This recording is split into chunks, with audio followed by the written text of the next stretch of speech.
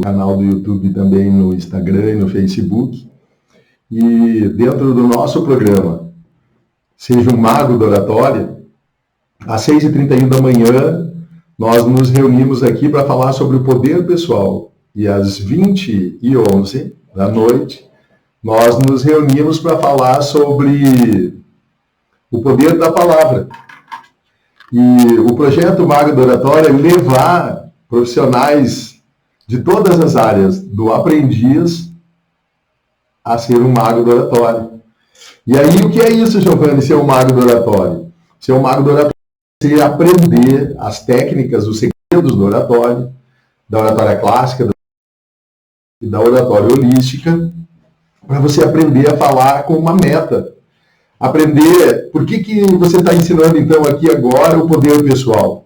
Porque na oratória clássica, o personagem da aula, além do treinador, do mago Aristóteles, lá na oratória clássica, era o orador. Então, o Aristóteles tinha um propósito, ele tinha um objetivo, ajudar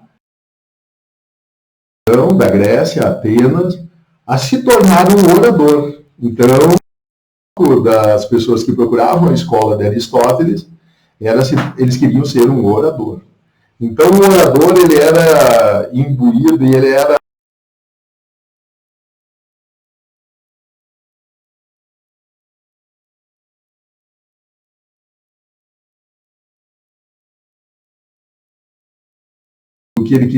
por que ele queria aprender oratória, e aí ele desenvolvia um dos pilares da oratória clássica, que era a autoridade. Então, a autoridade nada mais é do que poder pessoal. Então, Aristóteles, como treinador, ele capacitava, ele empoderava os oradores da antiga Grécia a serem um artista, porque o foco da oratória clássica também era a arte. Então, a arte do orador. Então, o orador, ele era tão seguro, ele era tão confiante, ele tinha uma autoridade, que quando vinha um aluno da escola de Aristóteles para as praças, todo mundo parava, era um show. Então era muito interessante. Então, como é que eu consigo pegar um cidadão da Grécia, um cidadão de Atenas, e levar ele para uma praça, onde uma multidão ia ouvir, e aí esse apresentador, que era um orador, e esse orador fazia então a sua apresentação. E aí tinha alguns pilares. Tinha alguns temas que eles estudavam, eram 3 temas, mas isso faz parte da aula de oratória clássica. Então, aí esse orador, cheio de coragem, cheio de confiança, ele fazia a sua apresentação. Então, começava todo o conteúdo, toda a estrutura da escola de Aristóteles, a escola de oratória clássica, com o empoderamento do orador. Aí, na escola moderna, é o líder. Então, como é que você consegue imaginar um líder, seja um líder político, seja um líder governamental, seja um líder empresarial, um líder social, qualquer que seja o líder, que ele não tenha coragem, que ele não tenha confiança, que ele não tenha empoderamento. Que ele tenha receio de fazer uma apresentação para os seus liderados, que seja, mas que ele tenha dificuldade de se levantar e lá na frente falar. É empoderamento do líder.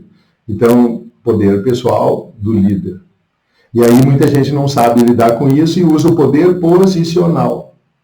E o poder posicional é diferente do poder pessoal. Então eu ajudo profissionais de todas as áreas, líderes, ou se transformarem em líderes seguros, corajosos, confiantes.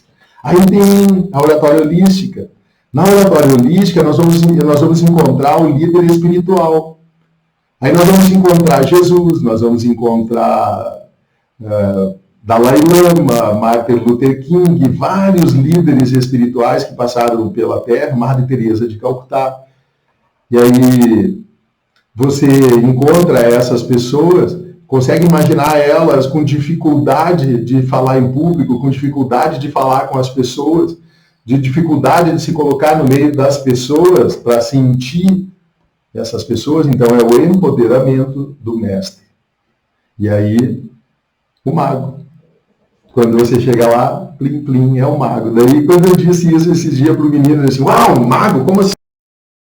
Ele disse assim, não, cara. Daí eu tenho que ficar explicando, né? Eu escolhi um arquétipo que tem que explicar, mas tudo bem. Aí é psicologia analítica, padrões, o ser humano tem um cérebro, esse cérebro é bem complexo, e ele é estudado pela psiquiatria, é estudado pela neurociência, é estudado pelas universidades há muito tempo, para entender como que funciona o nosso cérebro. Mas hoje eu escolhi, e eu sou Giovanni de Souza, tá bom? Eu convidei algumas pessoas para virem aqui, alguns não me conhecem. E olha, eu digo para você, toque aí no aviãozinho e convide algumas pessoas para vir assistir a aula de hoje, que a aula de hoje tem um pouco a ver com esse orador, com esse líder, com esse mestre, que é sensível às pessoas. Porque tem duas coisas que são extremamente necessárias para o seu sucesso pessoal e profissional. Comunicação e relacionamento. Então, por isso que eu uso comunicação, o poder da palavra, relacionamento, o poder pessoal. Então, como algumas pessoas não me conhecem, eu sou Giovanni de Souza, e aí esse é o projeto. E eu apresento aqui todo dia, de manhã, a minha energia, a minha experiência e o meu método. E aí eu desenvolvi um método que ajuda profissionais de todas as áreas a se tornar esse mago do oratório. Esse cara sensível, essa mulher sensível, que se levanta como uma guerreira e começa a enfrentar os seus desafios, as suas batalhas, aquilo que ela nunca enfrentou, e ela começa a levantar, e ela começa a conquistar, e uau! E aí começa uma frase do arquétipo do mago, tudo pode acontecer, e realmente tudo pode acontecer. Hoje eu escolhi para nós conversarmos aqui no sábado um assunto bem interessante. Tem a ver com inteligência emocional. Ontem eu falei sobre inteligência emocional, falei sobre as 6 emoções básicas. E hoje eu vou dar continuidade usando um outro tema da inteligência emocional, que é a empatia emocional. Uma atitude compassiva perante as causas sociais, os problemas sociais e as pessoas. Eu resolvi falar isso porque nos últimos dias eu tenho enfrentado algumas situações no meu ambiente de trabalho. Eu respondi umas 4, 5 ouvidorias muito interessantes, que fazia tempo que eu não via isso. E isso chamou a minha atenção. E aí eu estou avaliando ainda junto com a equipe o que está acontecendo, procurando conversar com os profissionais envolvidos.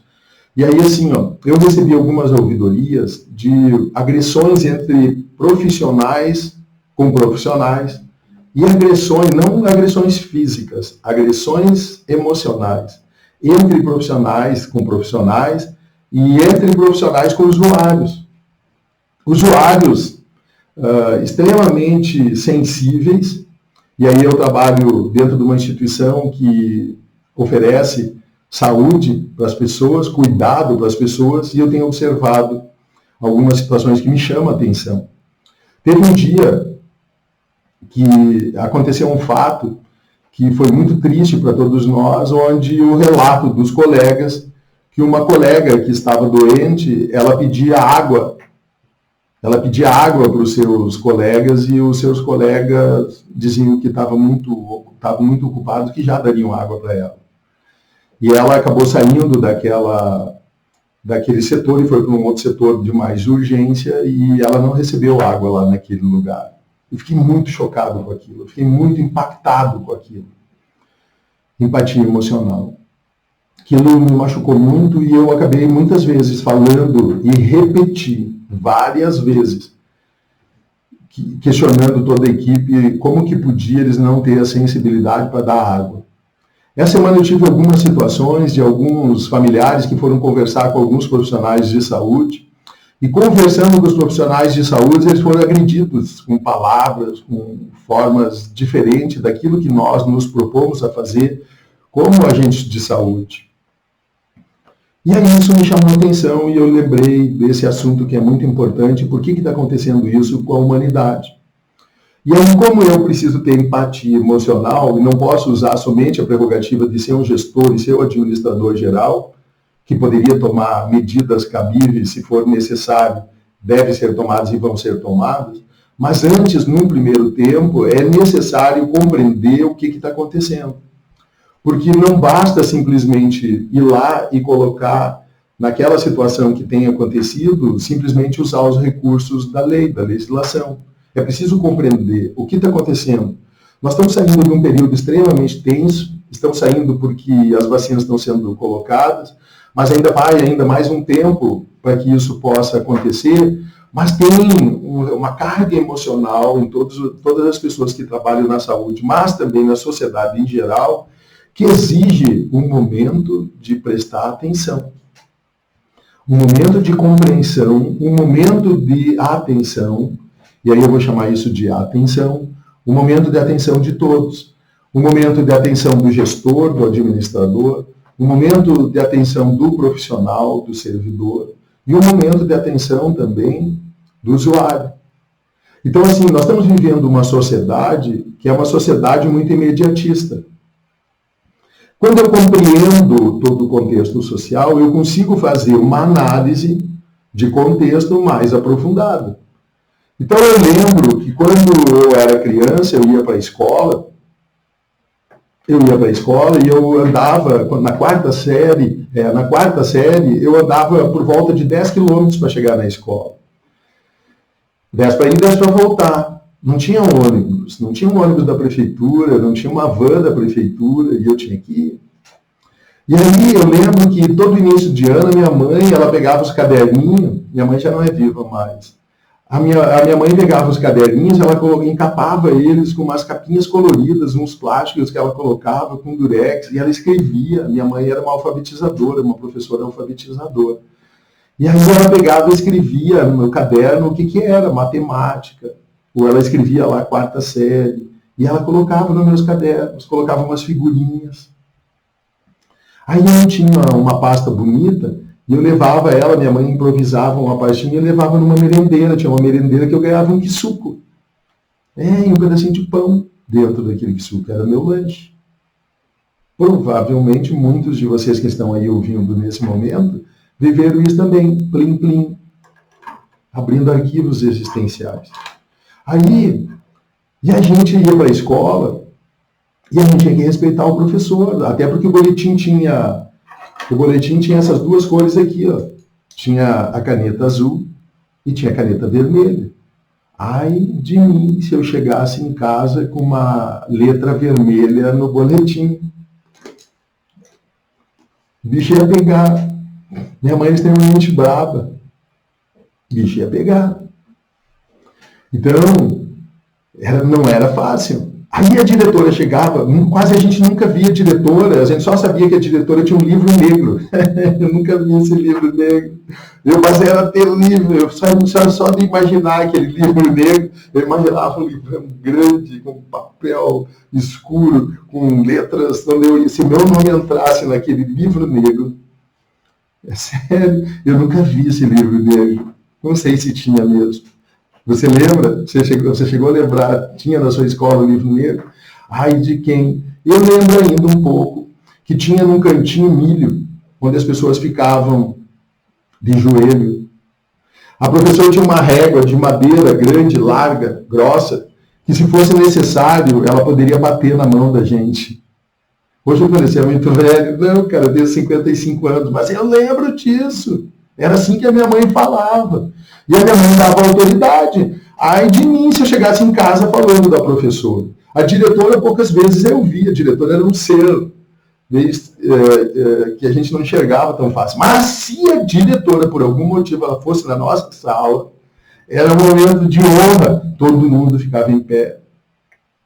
Quando a coordenadora chegava, todo mundo ficava em pé. E não fiquei um cara, traumatizado com isso. Eu acho que isso me lapidou. Muitas dessas coisas me lapidaram. Mas por que eu estou fazendo esse tipo de comentário para chegar na empatia? É que era um tempo diferente. Era um tempo que eu abria a geladeira e só tinha água e gelo. Só tinha água e gelo. A geladeira era para botar água gelada e gelo. Não tinha o que tem hoje. Hoje eu fui aí tomar um café cedo. Abri a geladeira, não tem lugar para nada, graças a Deus. Está cheia de várias coisas, de tudo que você imaginar. A sua geladeira deve estar assim também. Então, quando o seu filho abre a geladeira hoje, ele pode escolher, ô mãe, ô pai, não tem nada aqui para a gente comer. Geração imediatista. Eu lembro que um dia, como secretário de saúde, tinha umas mães, umas gestantes, e tinha umas mães também, que elas estavam reclamando que elas tinham ido na UPA. E aí vai começar o meu trabalho sobre empatia de hoje. Que elas tinham ido na UPA, e o médico, imagina, ele indicou para o meu filho paracetamol. Só paracetamol, não deu nenhum antibiótico, não deu nada. Deu paracetamol, mandou para casa e mandou ficar em casa esperando 5, 6 dias. E se alguma coisa mais complicasse, era para voltar. Imagina! E pau na internet, falando no Facebook, falando no YouTube, falando em tudo que é lugar, xingando o médico, xingando o prefeito, me xingando. Porque a médica disse que era uma virose. Imagina, só uma virose. E o médico não deu nada. E nós escutávamos calados. Tentávamos explicar. Um dia eu disse assim, eu disse lá numa rede social, filha, se é uma virose, vai passar. Eu tinha criança pequena, eu sou pai de 3 filhos. Quando meu filho tinha uma virose, lá naquela época, lá atrás, 30 anos atrás, a gente dava um chazinho e esperava, e acalmava, dava um banhinho para a febre passar. Olha aí olha o nível do secretário de saúde que tem nessa cidade, mandando dar chazinho e banho. E pau no Giovanni, pau no secretário, pau no prefeito, pau nos médicos, pau na saúde. E escancaravam. A gente judiava, eu chegava a ficar doído de escutar as pessoas ignorantes falar sem saber. Quantas vezes eu fui ofendido, quantas vezes o prefeito foi ofendido, quantas vezes os médicos foram ofendidos e agredidos, porque não tinham o que fazer, era uma virose. Agora, deixa eu explicar. E agora? Por que você ficou em casa meses? Por causa de um vírus. E por que só agora saiu um vírus, a vacina, e ainda não está testada 100%? Agora você entendeu que vírus e virose não tem um antibiótico específico? Aí eles dizer que era para dar cloroquina, outro que era para dar hidroxicloroquina, outro ivermectina, outro não sei o que, e todo mundo pau também. Não é para isso, não sei o que. Não tinha um medicamento específico. E ainda não tem. E agora? Quantas pessoas injustamente agrediram médicos, agrediram enfermeiros, agrediram profissionais de saúde quando o médico dizia que era para ir para casa e que ia passar. Que era para guardar em casa, cuidar aquela febre, monitorar aquela febre, que vai passar, é um ciclo. E agora? Não tinham empatia, não tinham controle emocional, não queriam saber. Uma geração imediatista. Ela quer ser atendida na hora. Sabe por que isso? A sociedade está sendo moldada dessa forma. E cada vez vai ficar pior. A não ser que pessoas se levantem e comecem a esclarecer. Você vai no chuveiro e você escolhe quente ou frio. Eu estou escolhendo frio há mais de 60 dias. Hoje também banho frio. Deve estar uns 8 graus a água. Já é normal para mim. Meu corpo já... Só que eu estou vivo aqui, cheio de energia. E aí, mas você vai lá, se você gira, a água é quente. Se você gira, a água é fria. Você vai no fogão, pique, aperta, tchum, surge a chama. Você bota a panela. Se você não quiser o fogão, você vai no micro-ondas, 10 minutos. Se não quiser o micro-ondas, você vai lá no forno, liga o forno, tem eletricidade, aquece. Vai na geladeira, tá lá geladinho.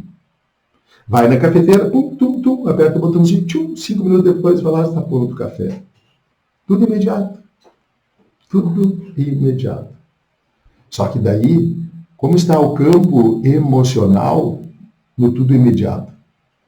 As crianças hoje você dá para a família o ônibus que pega ela perto de casa. Você dá o uniforme para ela.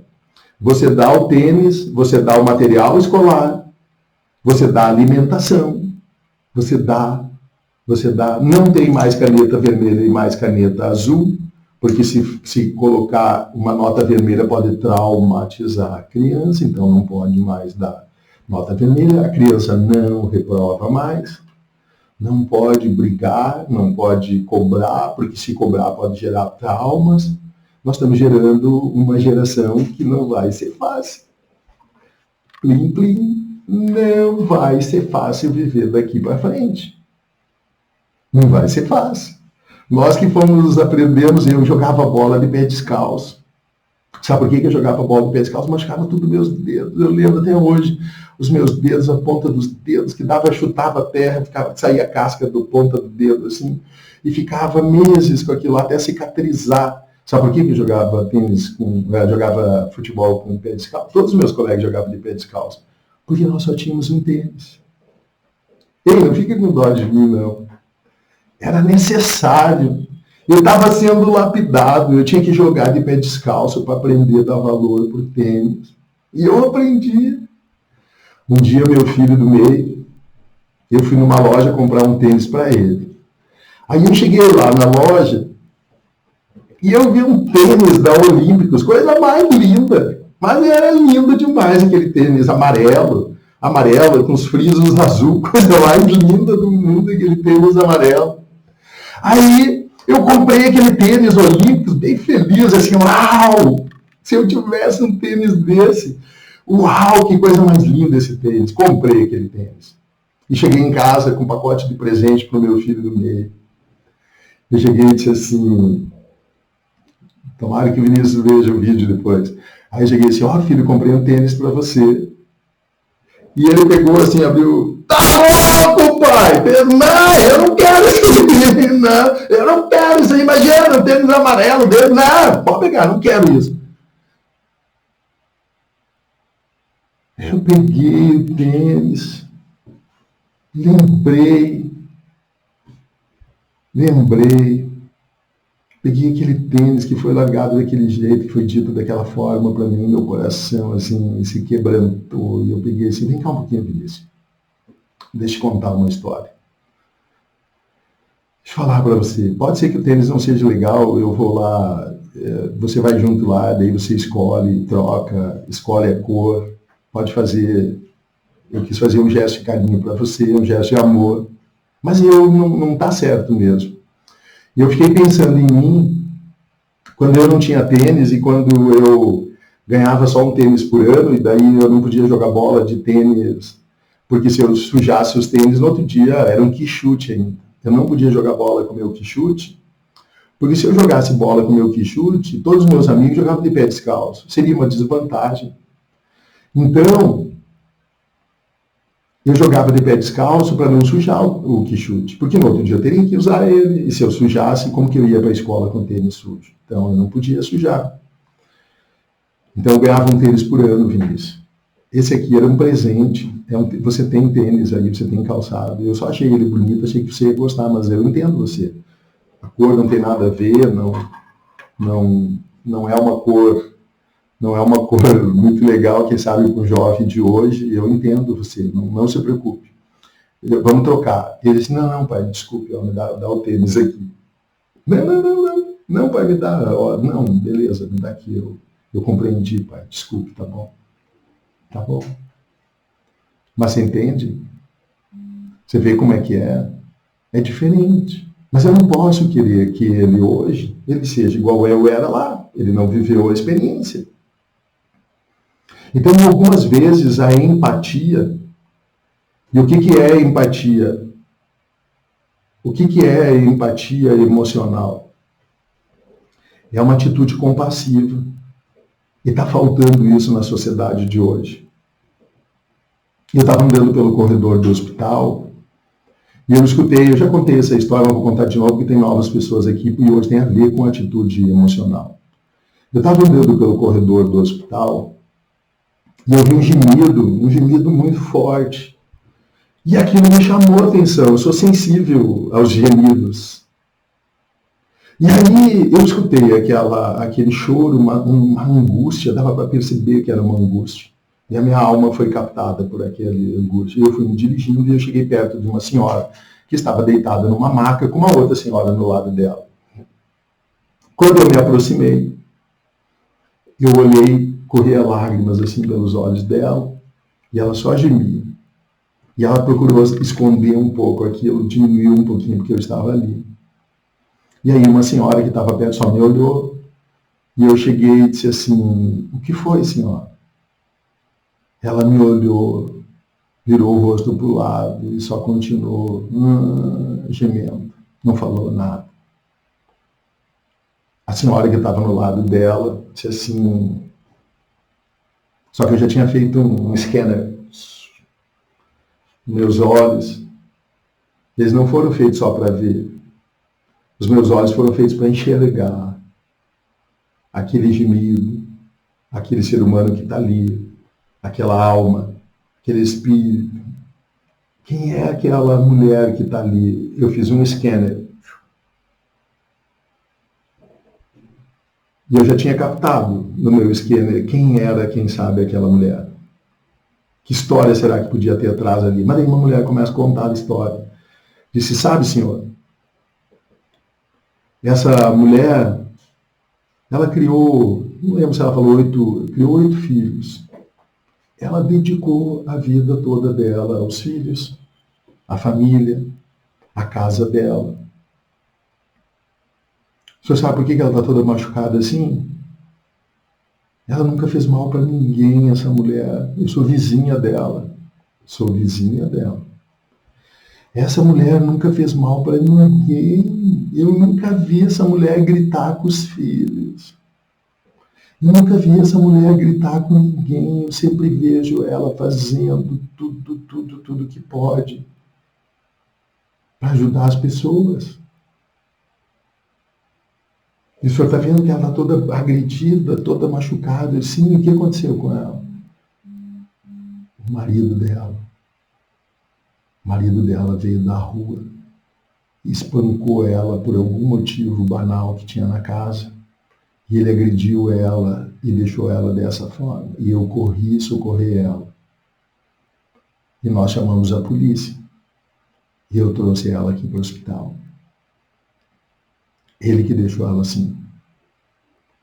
Aí, quando eu fiz o scanner dela, eu vi o pé dela, um pé caloso. Sabe aqueles pé calosos que tem cheio de cortes, assim? Que, quem sabe aquela mulher nunca foi num pedicure. Quem sabe ela nunca foi fazer uma unha do pé.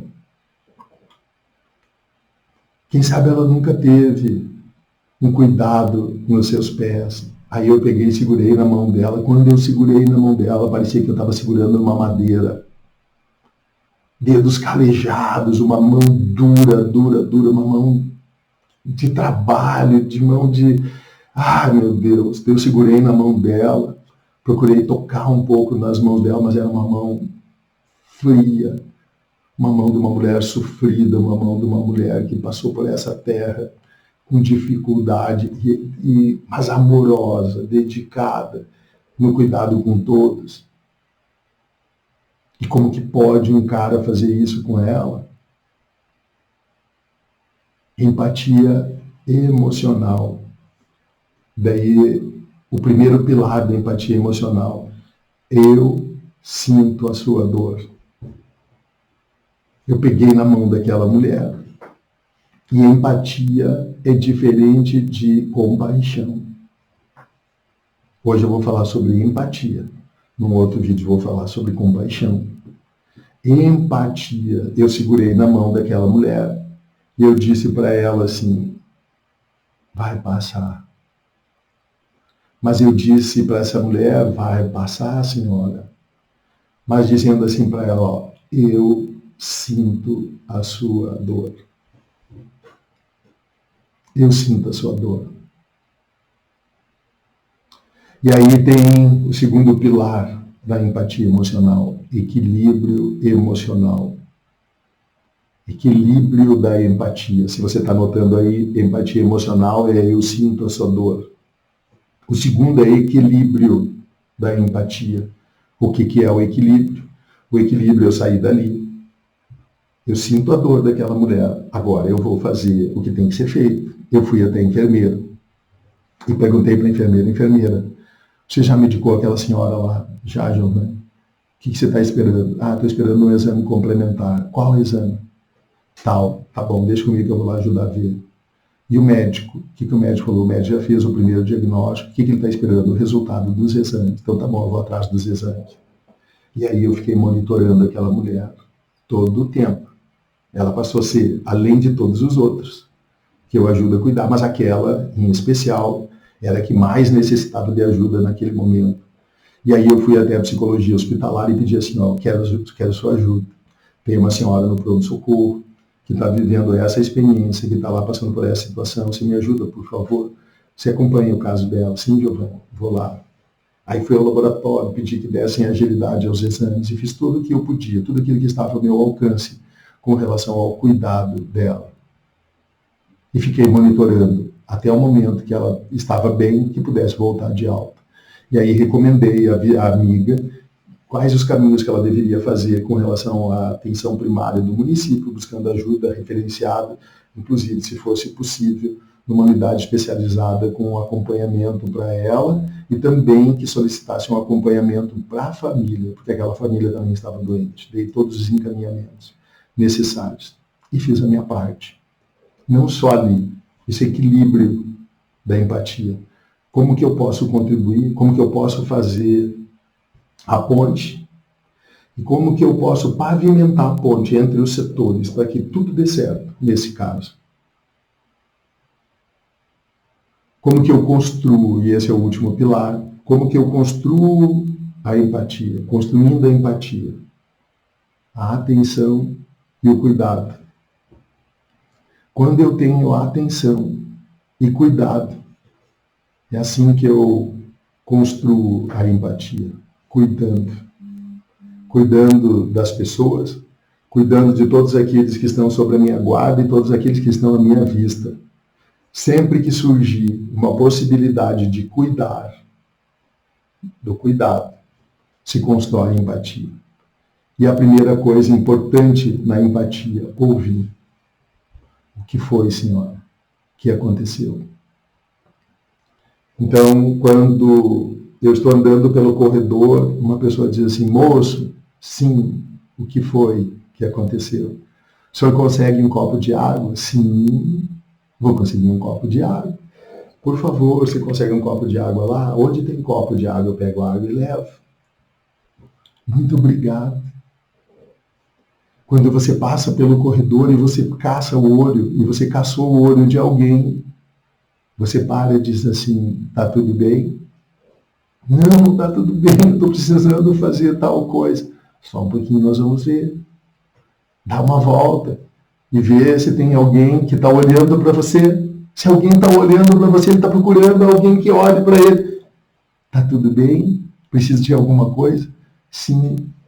Quantas vezes, isso eu aprendi com uma enfermeira nossa, ela passa pelo hospital e nós somos um hospital de urgência e emergência, então muitas vezes o paciente está descoberto. Só que ele não consegue falar.